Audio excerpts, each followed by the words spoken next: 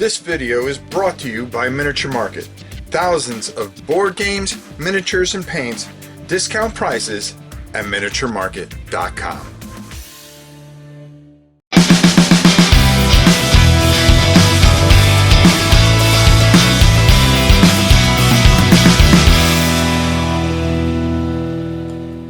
Hi everybody. Well, here we are in July, believe it or not. We're in July. And I decided to go through my list, and I thought of all the games I played since January, and I picked out about 25 games that I've played that were new games that came out since January, pretty much, or showed up at Miniature Market where I can get my hands on them. And I picked out these as my top 10 games up to this point of the year. Now I'm kind of curious, and I'm doing this now because I'm really curious to see what happens from July. Remember, we got Gen Con around the corner, and all the way to December, to see how much this list changes, so we can go back to this video, take some clips from it, and kind of merge it together with the one that I'll do in December. And before you know it, we'll blink and December will be here. Now, these are games I played, and I've bought a ton of games, but I have not been able to play some like Batman Chronicles. I'm sure will be on this list. I spent more time painting it than actually playing it. There's a few other things, like I got Detective. What's the other one? Brook City that I'm working on, and like several games to this point that I've gotten that I have not played, so they cannot make this list, even though I know they're going to make the list, because I can't wait to check them out. So without further ado, why don't we begin our list. Now, at number 10 is a game that I actually painted a good portion of, but a lot of it was kind of off the camera. But to this date, I really feel that it is the most solid effort that Manic Games has done. And they did it with an IP of all things, and that is Hellboy. This is just fantastically done. The miniatures are beautiful. They really just sit up and just scream, paint me. And then the gameplay, you have that feel of the comic, and that's all you can ever ask. And I think that is a very good game. At number 9 is a game that you wouldn't think that I would like, but I really like it because it makes me think. It's abstract, it's pretty, it's calming, it's enjoyable, it's fun. I just like it, and that's Dust in the Wings, the butterfly game. I really enjoy this game, and this game really puts a smile on my face, which is something I really look for every now and then. And number 8 is a game that you saw us do live here, and I bought the painted edition, the premium edition, because don't I have enough to paint as it is? Yeah, I do.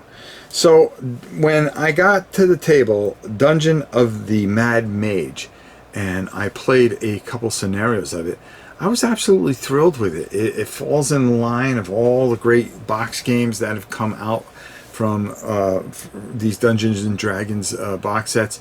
I really enjoyed it. The figures were beautiful. It was very hazardous, and just a lot of things going on with it, and just enjoyable, and I had a great time with it. And it's everything I can want from a dungeon crawl that I just want to get to the table very quickly. At number 7 is a game that I thought that there was a lot of controversy around, but I really enjoyed painting this game. I happened to get my hands on a copy of it. I was very thankful for that, and that is Hate. It's not as bad as everybody makes it out to be. It is really just a really great, I guess, area war game, the best way to put it. And the miniatures are tremendous. It was fun to paint. The figures, they just stand out, and they're striking, and they just add to what is a good, solid gameplay. At number 6 is, well, a game from my boys at Flying Pig Games. They came out with Battle of Kursk, and this is just a fantastic experience. I enjoyed playing this so much. It's smooth, to the point, very well done, gorgeous on top of it. Just such a solid system. I really enjoyed it, and right now it's just one game that I really enjoy and try to get to the table whenever I can. And number 5 is something that caught me completely off guard, and it was a Richard Borg design, and kind of plays like everything else, only this time we're in outer space and it is on, and there is a lot going on. Red Alert is just fantastic, enjoyable, fun, played on a huge scale. The miniatures are nice, where you can paint them up, you can do whatever you want. There's expansions galore, and everything you can want in a space game, all rolled up in a nice, neat little package. Red Alert, check it out.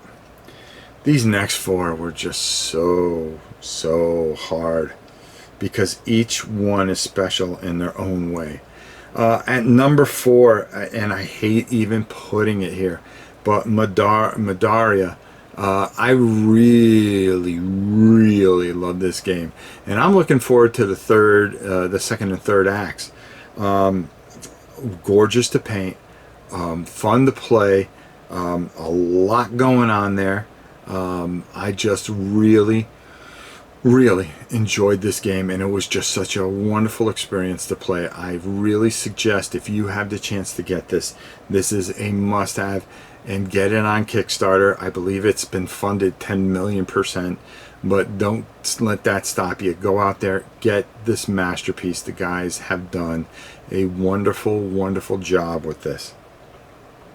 At number 3 is an older game, but repackaged into a deluxe edition, and I was completely blown away by it, because I never played the first edition, and that is Fantasy Trip.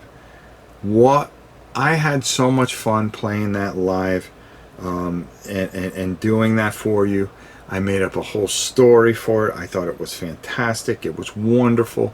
It played so well, and to have the real release come out and be able to get it and brought it in and just play through it with all the extra goodness in there. Oh my God, what an enjoy! If you have a chance to get that deluxe edition, just get it, because it is worth it in every single fashion of the word when I say it is worth it.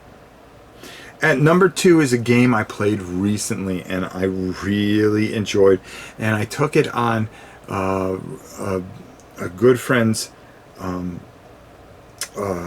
told me that I needed to play that, and that's Richard Launius.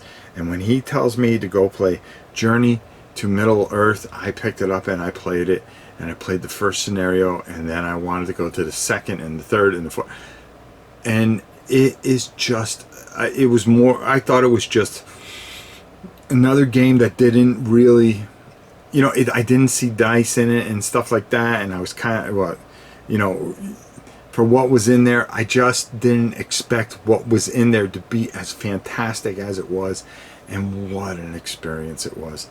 What a wonderful game, and I have to suggest this highly. Journey to Middle-earth at number 2. Number 1, what could it be? Well, believe it or not, it is a game from Victory Point Games, and Miniature Market just got in the 3rd edition of Dawn of the Zeds, and oh my God, it's been out. It's been through all the editions. I never played it because I just went, oh, it's just a zombie game. Oh my God, no! It has so much feel to it. It's so much more. It's just this wonderful experience, and you just don't know how you're going to survive. Most of the time you are going to die horribly, and that's okay, because it's even fun doing that. The new booster packs that they got for it are fantastic. It is something I'm going to do live very soon, but I've been enjoying learning it and playing it by myself that I've been completely and utterly just blown away with it, and I think it is a fantastic experience that you have to try at least once. I'm sure a lot of you have. Herman Luttman is a genius, a hero of mine. He does a lot of war games, and is just a fantastic mind for all kinds of gaming. And I'm looking forward to his latest release, Crowbar. And I just got through playing Attack of the 50-Foot Colossi, and I was blown away by that.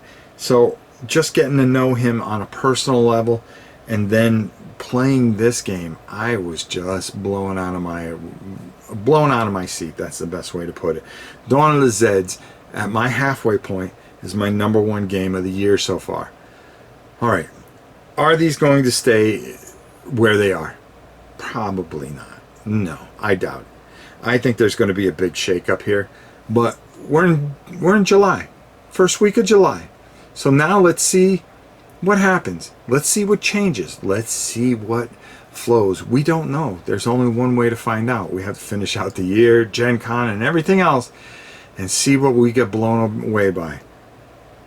What will it be? What will be #1 at the end of the year? I don't know, but it is going to be fun to find out, and that's for sure. So until next time, it's your old pal Rob. We'll see you soon.